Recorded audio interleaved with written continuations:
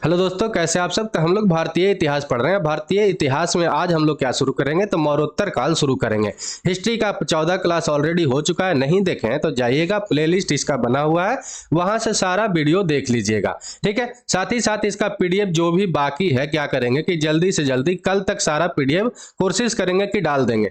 PDF के लिए tension नहीं लीजिए, पीडीएफ टाइम पर ही सारा क्या हो जाएगा कि डाल दिया जाएगा। ठीक है, वीडियो अच्छा लगेगा तो क्या करिएगा कि लाइक करिएगा, कमेंट करके, शेयर करके, सब्सक्राइब करके बेल आइकन को दबा दीजिएगा ताकि नोटिफिकेशन आपको टाइम टू टाइम पहुंचता रहे। तो आज हम लोग 15वां क्लास पढ़ते हैं और 15वां क्लास में हम लोग आज शुरू करेंगे मौर्योत्तर काल के बारे में। ठीक है, सबसे पहले हम लोग देख लेते हैं कि मौर्योत्तर काल में जो मौर्य काल के बाद का जो समय था उसमें कौन कौन सा वंश इसमें था, ये हम लोग देख लेते हैं और क्या क्या पढ़ना होता है। क्योंकि टॉपिक से अगर क्या है कि आपको टॉपिक पता नहीं है और कोई बिना काम करते हैं टॉपिक के बिना, तो आपका सही तरीका से काम नहीं हो पाता है। ठीक है, तो मौर्योत्तर काल में हम लोग सबसे पहले देखते हैं कि कौन कौन सा चीज पढ़ना है। तो शुंग वंश पढ़ना है, कण्व वंश पढ़ना है, सातवाहन वंश पढ़ना है। और मध्य एशिया से भारत का जो संपर्क हुआ था उसमें हिंद, यूनानी, शक और पहलव और कुषाण, इतना हम लोग का क्या करना है कि मौर्योत्तर काल में पढ़ना होता है। ठीक है, तो चलिए हम लोग बारी बारी से देख लेते हैं। इसका 2 क्लास होगा, आज और कल, और दोनों क्लास में क्या होगा कि मौर्योत्तर काल खत्म हो जाएगा। ठीक है, तो हम लोग सबसे पहले इसमें देखते हैं। तो क्या है कि हम लोग जानते हैं कि मौर्य वंश का अंतिम शासक आपसे अगर कोई पूछे तो कौन थे, तो बृहदर्थ थे। हम लोग देखे थे मौर्य काल में। और बृहदर्थ की हत्या कौन किए थे, तो पुष्यमित्र शुंग किए थे। 185 ईसा पूर्व में किए हत्या, और 185 ईसा पूर्व में क्या किए कि शुंग वंश का स्थापना किए कौन, तो आपको बताना है कि पुष्यमित्र शुंग। ये बात आपको ध्यान में रखना है। अरे पुष्यमित्र शुंग कौन थे, तो बृहदर्थ के ही क्या थे कि सेनापति भी थे, ये भी आपको ध्यान में रखना है। और कभी कभी पूछ लेता है कि पुष्यमित्र शुंग कौन से जाति से बिलोंग करते थे, तो आपको बताना है कि ये ब्राह्मण जाति से बिलोंग करते थे, जो 185 ईसा पूर्व में शुंग वंश का स्थापना किए। ठीक है, ये बात आपको ध्यान में रखना। तो आपसे अगर पूछ ले कि शुंग वंश का राजधानी कहाँ पे था, ये भी पूछते रहता है कि शुंग वंश का राजधानी कहाँ पे था, तो आपको बताना है कि मध्य प्रदेश में विदिशा एगो जगह था, वहीं पे इनका क्या था कि राजधानी था। ठीक है, पुष्यमित्र शुंग के शासन काल में एक बहुत महत्वपूर्ण घटना हुआ था। वो घटना कौन सा था, तो यवनों का क्या हुआ था कि आक्रमण हुआ था। और यवनों को पर क्या किए थे कि ये विजय भी प्राप्त कर लिए थे, मतलब यवनों को क्या किए थे कि है हरा भी दिए थे। ये बात आपको ध्यान में रखना है। और इस हराने के उपलक्ष्य में पुष्यमित्र शुंग ने 2 अश्वमेध यज्ञ करवाए थे, ये बात आपको ध्यान में रखना है। और जिसका पुरोहित कौन थे, तो पतंजलि थे। ठीक है, ये भी अभी हम लोग देखते हैं। सबसे पहले हम लोग देख लेते हैं कि अश्वमेध यज्ञ होता क्या है। तो मान लीजिए कि कोई ए शासक है, और ये शासक की तरफ से क्या होता है कि एक घोड़ा छोड़ा जाता है। घोड़ा छोड़ा जाता है यज्ञ करवाकर, और वो घोड़ा जहां तक जाएगा वो क्या होते चला जाएगा, ए का राजपाट होता चले जाएगा। मान लिया जाए कि एक बी राजा है, और बी राजा इसको क्या करता है, इस घोड़ा को रोकता है। तो रोकने का मतलब क्या हुआ कि ए राजा से क्या करने पड़ेगा, लड़ाई करने पड़ेगा बी को। उसी को हम लोग क्या कहते हैं, तो अश्वमेध यज्ञ कहते हैं। मतलब कि जहां तक घोड़ा जाएगा, जहां तक ए का राज होता चला जाएगा खुद ब खुद। ठीक, मतलब कि जो रोकने का कोई का क्षमता नहीं है ए का। ठीक है, ये बात आपको ध्यान में रखना है। ठीक, हम लोग आगे देखते हैं इसमें। तो क्या है कि पुष्यमित्र के पुरोहित कौन थे, तो आपको बताना है कि पतंजलि थे। और पतंजलि किस दर्शन का प्रतिपादक थे, ये भी पूछते रहता है। तो आपको बताना है कि योग दर्शन का क्या था कि ये प्रतिपादक थे। ये बात आपको ध्यान में रखना है। पाणिनि हम लोग जानते हैं कि एक बहुत बड़े व्याकरण के ज्ञानी थे। उसी का पतंजलि ने क्या किए थे कि अष्टाध्यायी पर महाभाष्य की रचना की थी। ये भी बात आपको ध्यान में रखना है। ठीक, चलिए आगे हम लोग देखते हैं। तो क्या है कि पुष्यमित्र के समय क्या हुआ था, मित्र के समय क्या हुआ था कि सांची के जो स्तूप था, जिसका आकार को क्या किया गया था, दोगुना करवाया गया था। आपसे पूछ सकता है कि सांची का स्तूप का निर्माण किसने करवाया था, तो आपको बताना है कि अशोक ने सांची के स्तूप का निर्माण करवाए थे, जिसको पुष्यमित्र ने क्या किए थे कि आकार में इसको दोगुना करवाए थे। शुंग काल में अन्य महत्वपूर्ण स्तूप के बारे में भी पूछते रहता है। तो आपको बताना है कि भरहुत, बेसनगर और बोधगया। ये भरहुत और बेसनगर जो है, ये दोनों कहां पे है, तो मध्य प्रदेश में है। और ये बोध गया है कहां पे, तो हम लोग जानते हैं कि बिहार में एक गया डिस्ट्रिक्ट है, वहीं पे बोध गया है। और बोध गया इसलिए फेमस है कि यहां पर क्या हुआ था कि निरंजना नदी के किनारे महात्मा बुद्ध को ज्ञान की प्राप्ति हुआ था। हम लोग जानते हैं, इसलिए क्या है कि बहुत ज्यादा फेमस है। ठीक है, ये बात आपको ध्यान में रखना है। नोट में हम लोग कुछ कुछ देख लेते हैं। तो इसमें क्या है कि कालिदास का एक कृति है, मतलब कि आपका कालिदास द्वारा एक बुक लिखा हुआ है। उस बुक का नाम क्या है, तो मल्लिकाग्नि मित्रम है। ठीक है, उसके अनुसार क्या है कि पुष्यमित्र शुंग के पोता जो थे, कौन, वसुमित्र ने क्या किए थे कि यवनों के परास्त किए थे, मतलब कि हराए थे। ये बात आपको ध्यान में रखना है। और कभी कभी पूछ लेता है कि वसुमित्र के पिता कौन थे, तो आपको बताना है कि अग्निमित्र थे। ठीक है, और ये किनके पोता थे, तो आपको बताना है कि पुष्यमित्र शुंग का। इतना आपको ध्यान में रखना है, क्योंकि यहां से 3 क्वेश्चन हमेशा बनते रहता है। ठीक, आगे हम लोग इसमें देखते हैं तो क्या है कि शुंग काल में संस्कृत भाषा और ब्राह्मण व्यवस्था का बहुत ज्यादा उत्थान हुआ, पुनरुत्थान किया गया, फिर से उत्थान किया गया। और इसी समय क्या हुआ था कि पहला मनुस्मृति ग्रंथ का भी रचना किया गया था। ये बात आपको ध्यान में रखना है। ठीक है, जिसके लिए हमेशा स्वर्ण क्लास से और क्या है कि एसी एसटी वाले से लड़ाई होते रहता है। हम लोग जानते हैं कि मनुस्मृति एक तरह से क्या है कि पहले के लिए जो भी ये बुक लिखा होगा, अपने अनुसार से लिखा होगा, वो सही होगा या गलत होगा। लेकिन अभी के अनुसार से ये बुक क्या है कि अपना जो देश है संविधान के अनुसार से चलता है। लेकिन कुछ कुछ रूढ़िवादी जो है वो बोलते हैं कि मनुस्मृति से चलना चाहिए, जो गलत है। ठीक है, अपना देश जो सिर्फ और सिर्फ क्या चीज से चलना चाहिए, तो संविधान से चलना चाहिए। हम लोग जानते हैं क्योंकि संविधान को ही सर्वोपरि रखा भी गया है। ठीक है, बिना संविधान का अगर देश चलेगा तो कुछ ही दिन पर आप जानते हैं कि पाकिस्तान जैसे हुआ, पाकिस्तान का हालात, अभी देख रहे थे श्रीलंका का हालात, ऐसे होते देरी नहीं लगेगा। ठीक है, तो इसलिए क्या है कि इसको चलना है तो अच्छा से अगर चलना है इस देश को, तो क्या है कि संविधान से ही, रूल रेगुलेशन से चलना चाहिए। ठीक, चलिए आगे हम लोग देखते हैं तो क्या है कि शुंग वंश के अगर अंतिम शासक के बारे में आपसे पूछे तो आपको बताना है कि देवभूति थे, जिसकी हत्या कब हुआ था, तो 73 ईसा पूर्व में हुआ था। और इसके अमात जो थे वासुदेव, उसी ने इसको हत्या किए थे। और ये क्या किए, वासुदेव ने कण्व वंश का स्थापना किए। ये बात आपको ध्यान में रखना है। तो आपसे पूछ सकता है कि शुंग वंश का अंतिम शासक कौन थे, तो आपको बताना है कि देवभूति थे। जिसका हत्या कौन किए थे, तो वासुदेव किए थे। अब वासुदेव कौन थे, तो देवभूति के अमात थे। ठीक है, और उसके हत्या करने के बाद वासुदेव क्या किए, तो कण्व राजवंश का स्थापना किए।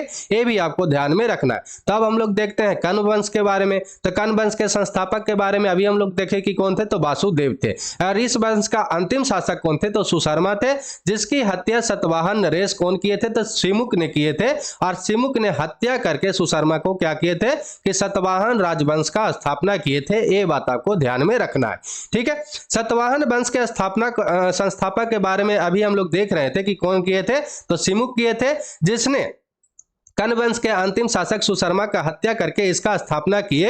अरे अपना राजधानी कहां बनाए थे, तो आपको बताना है कि प्रतिष्ठान औरंगाबाद महाराष्ट्र में जो क्षेत्र पड़ता है वहां पर ये किए थे, जो गोदावरी नदी के तट पर है। ठीक है, ये बात आपको ध्यान में रखना है, क्योंकि ये क्वेश्चन बनते रहता है कि इसका राजधानी कहां पे था सतवाहन वंश का।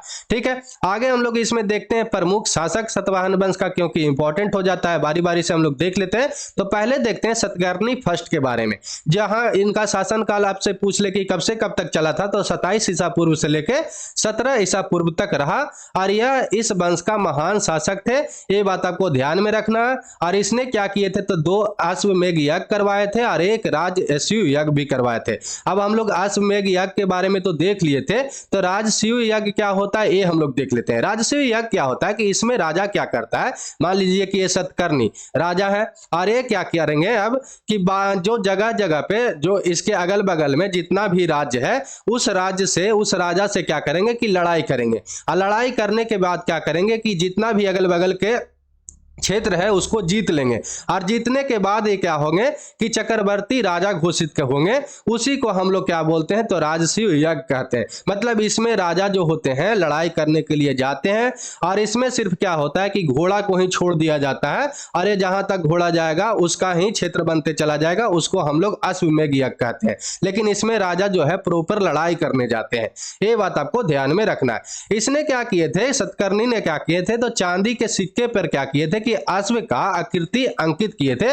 मतलब घोड़े का आकृति जो थे उस पर गुदवाए थे। ये बात आपको ध्यान में रखना है। ठीक है, ये बात हमेशा पूछते रहता है कि किसने अश्व का अंकित करवाए थे सिक्कों पर, चांदी के सिक्कों पर, तो आपको बताना है कि सतवाहन एक राजा थे सतकर्णी, उनके द्वारा ये करवाया गया था। ठीक है, सतकर्णी फर्स्ट ने दक्षिणापथ के स्वामी का उपाधि भी धारण किए थे, पूछते रहता है।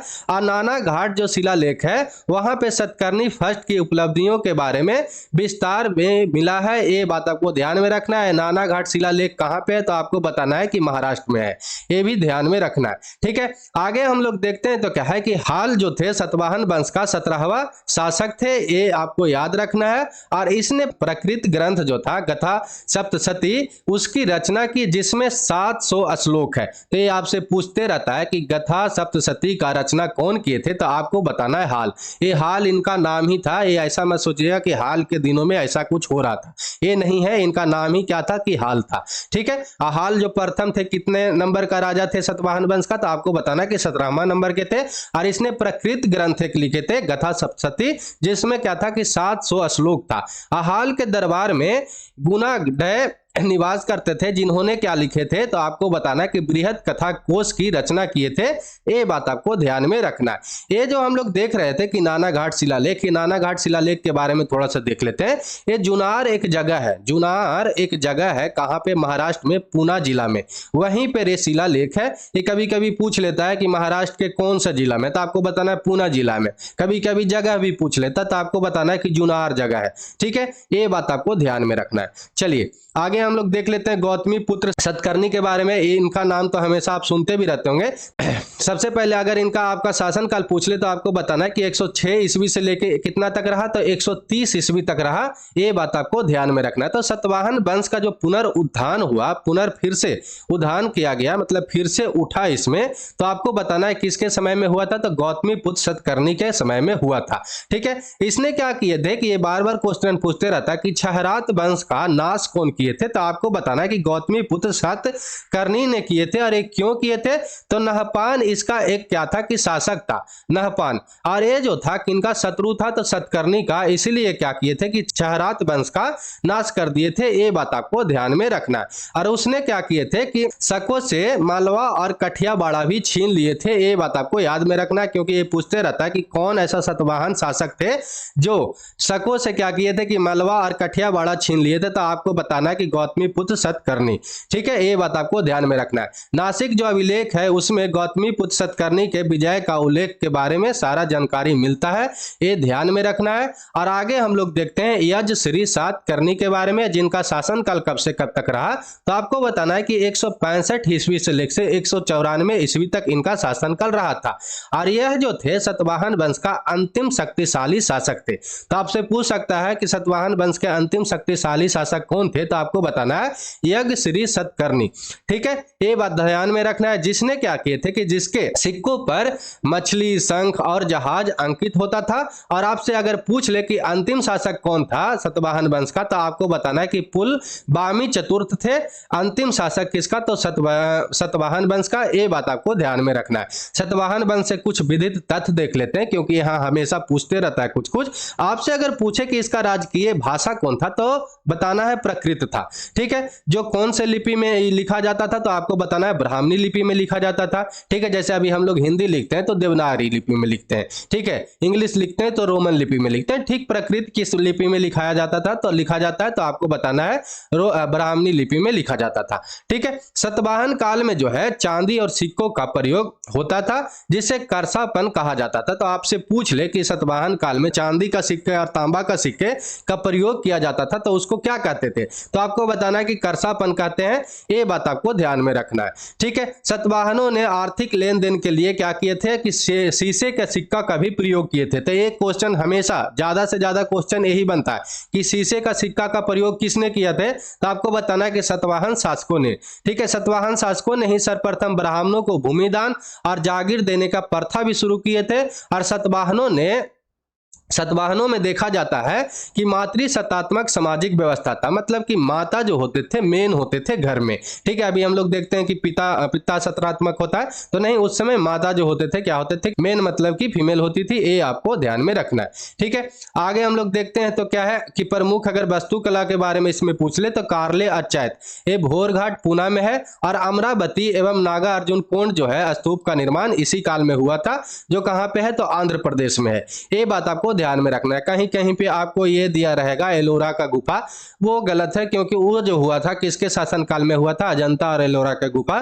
तो आपको बताना कि राष्ट्रकूट के शासनकाल में हुआ था, जो हम लोग जब राष्ट्रकूट काल देखेंगे तो वहां पर हम लोग देखेंगे। ठीक है, चलिए आगे हम लोग देख लेते हैं, एक टॉपिक और देख लेते हैं। इसमें जो हम लोग को पढ़ना है, मध्य एशिया से भारत का संपर्क कैसे हुआ था। हम लोग जानते हैं कि पश्चिमोत्तर भारत तक क्या था कि मौर्यों का वहां तक शासन था, अफगानिस्तान और ये सब तक्षशिला ये सब वाले सारे क्षेत्र पे। ठीक है, वहां पे क्या हुआ कि मध्य एशिया के जिस स्थान पे मौर्यों का स्थान था, वहां पे मध्य एशिया से आए कौन, तो यूनानी आए। ठीक है, यूनानी आए और शक आए, पहलव आए, कुषाण आए, और उनका क्या हुआ कि पश्चिमोत्तर भारत पे हमला हुआ। ये बात आपको ध्यान में रखना है। तो जो सबसे पहले कौन आए थे, तो हिंद यूनानी आए थे, ये बात आपको ध्यान में रखना है। भारत में आक्रमण करने वाले कौन थे, तो सबसे पहले आपको बताना है हिंद यूनानी, जिसको इंडो ग्रीक या बैक्ट्रिया यूनानी भी कहलाते हैं। ये बैक्ट्रिया यूनानी का मतलब अभी का जो क्षेत्र है, कुछ अफगानिस्तान का क्षेत्र है, उज्बेकिस्तान का क्षेत्र है, तुर्कमेनिस्तान वाला क्षेत्र है। ये बात आपको ध्यान में रखना है, बैक्ट्रिया वाला क्षेत्र अभी का जो है। ठीक है, भारत पर आक्रमण करने वाले प्रथम यूनानी के बारे में अगर पूछे तो आपको बताना है डिमेट्रियस प्रथम, जो कहाँ का रहने वाला था, तो बैक्ट्रिया का रहने वाला था। मान लीजिए कि अभी अफगानिस्तान वाला कुछ क्षेत्र है, तुर्कमेनिस्तान उज्बेकिस्तान वाला क्षेत्र, उस क्षेत्र को हम लोग क्या बोलते थे, तो बैक्ट्रिया बोलते थे, बैक्ट्रिया नाम से जानते थे। ये बात आपको ध्यान में रखना। इसने क्या किए थे कि पश्चिमोत्तर भारत पर, सिंध, अफगानिस्तान और पंजाब पर विशाल क्षेत्र पर क्या कर लिया था, तो एक कब्जा कर लिया था। ये बात आपको ध्यान में रखना है। और डिमेट्रियस का उत्तराधिकारी के बारे में आपसे पूछे तो मिनांदर था, जिसको हम लोग मिलिंद के भी नाम से जानते हैं, जिसके शासनकाल में पंजाब में अपना राजधानी बनाया। उस राजधानी का नाम क्या था, तो साकल था, जो अभी आधुनिक समय में उसका नाम क्या है, तो सियालकोट है। ये आप सुनते भी होंगे। और मिनांदर का शासनकाल कब से कब तक रहा था, तो आपको बताना कि 165 ईसा पूर्व से लेके आपको बताना है कि 145 ईसा पूर्व तक रहा था। ये बात आपको ध्यान में रखना है। आगे हम लोग देखते हैं मिलिंद के बारे में, या मिनांदर कहीं कहीं पे लिखा रहेगा, तो दोनों में टेंशन नहीं लेना है, दोनों उसी का नाम था। ठीक है, ये बार बार पूछते रहता है कि मिलिंद पानो एक बुक था, ये बुक कैसे रिलेट हुआ है, कैसे बना है, ये अभी हम लोग देख लेते हैं। तो नागसेन क्या थे कि एक बहुत बड़े बौद्ध धर्म का दीक्षा देने वाले, मतलब कि एक गुरु थे। उन्हीं से क्या किए कि मिलिंद जो थे दीक्षा लिए थे। ये पूछते रहता है कि मिलिंद को दीक्षा कौन दिए थे बौद्ध धर्म को, तो आपको बताना है कि नागसेन दिए थे। मिनांदर जब नागसेन से मिले तो बहुत सारा बौद्ध धर्म के प्रश्न पूछे, किनसे, नागसेन से। और ये नागसेन ने क्या किए कि उसका उत्तर दिए, और जो उत्तर दिए ये क्या हुआ कि एक संग्रहित किया गया एक बुक में। उसी बुक का नाम क्या पड़ा, तो मिलिंद पानो पड़ा। अर्थात इस बुक का मिलिंद पानो का अर्थ क्या होता है, मिलिंद का प्रश्न, मिनांदर का प्रश्न। ये बात आपको ध्यान में रखना है। ठीक है, चलिए आगे हम लोग देखते हैं। तो क्या है, हिंद यूनानी शासकों ने काफी संख्या में सिक्के जारी किया था। ठीक है, और इन शासकों में सबसे अधिक सिक्के कौन जारी किया था, तो आपको बताना है कि मिलिंद या मिनांडर जो था कि सबसे ज्यादा सिक्के जारी किया था। और हिंद यूनानी पहले ऐसे भारत में शासक हुए जिनके द्वारा जारी किए गए सिक्कों के बारे में निश्चित रूप से पता चलता है या कहा जा सकता है कि कौन कौन जो राजा है कि कौन कौन सिक्का जारी किया है। ये बात आपको ध्यान में रखना, मतलब इसमें क्या है कि पूरा रूप से बताया गया है कि कौन राजा कौन सिक्का जारी किया गया है। ठीक है, ये बात आपको ध्यान में रखना है। सबसे पहले भारत में सोने का सिक्का अगर कोई पूछे कि कौन जारी किया था, तो आपको बताना है कि हिंद यूनानियों के द्वारा जारी किया गया था। ठीक है, आगे हम लोग देखते हैं। तो क्या है इसमें कि हिंद यूनानी शासकों ने पश्चिमोत्तर प्रांत में, सीमा प्रांत पर क्या किया था कि यूनानी कला चलाई, जिसे हम लोग किस नाम से जानते हैं, तो आपको बताना है कि हेलेनिस्टिक आर्ट के नाम से जानते हैं। और भारत में गंधार कला इसका उत्तम उदाहरण है। ये बात आपको ध्यान में रखना है। जहां पर आप देखते होंगे कि महात्मा बुद्ध का जो बाल होता है घुंघरीला होता है, घुंघरीला होता है, और कान जो होता है थोड़ा बड़ा होता है। ठीक है, ये सब जो आप देखते हैं ना, ये किस कला से रिलेट करता है, तो गंधार कला से ही रिलेट करता है। ठीक है, ये बात आपको ध्यान में रखना है। उसको अगर देखिएगा कहीं कहीं अपना महात्मा बुद्ध को, तो वहां पर क्या होता है कि बाल घुंघरीला होता है, लेकिन एक्चुअली में इनका बाल जो था ऐसा तो नहीं होगा कि बाल घुंघरीला होगा या इनका कान का साइज इतना बड़ा होगा, तो ऐसा नहीं है। लेकिन ये ऐसे क्यों बनाया गया है, तो ये क्यों है, क्योंकि ये जो है यूनान का कला है। ठीक है, वहां पर जितना भी देवी देवताओं को, राजाओं को देखा गया है, उसमें सारे देवी देवताओं को यूनान में क्या है कि इसी तरीका से दिखाया गया है। ठीक है, इसीलिए यहाँ पर भी ये कला फेमस हुआ तो यहाँ पर भी ये उसी तरीका से दिखाया गया। ठीक, तो ये बात आपको ध्यान में रखना है। ठीक है, तो चलिए आज के लिए इतना ही। फिर जो इसमें कुषाण ये सब वंश बचा हुआ है वो हम लोग क्या करेंगे कि कल खत्म कर लेंगे, और मौर्योत्तर काल जो है कल आपका खत्म हो जाएगा। तो ठीक है, चलिए आज के लिए इतना ही। वीडियो अच्छा लगा हो तो लाइक करिएगा, कमेंट करके, शेयर करके, सब्सक्राइब करके बेल आइकन को दबा दीजिएगा। तो जय हिंद, जय भारत।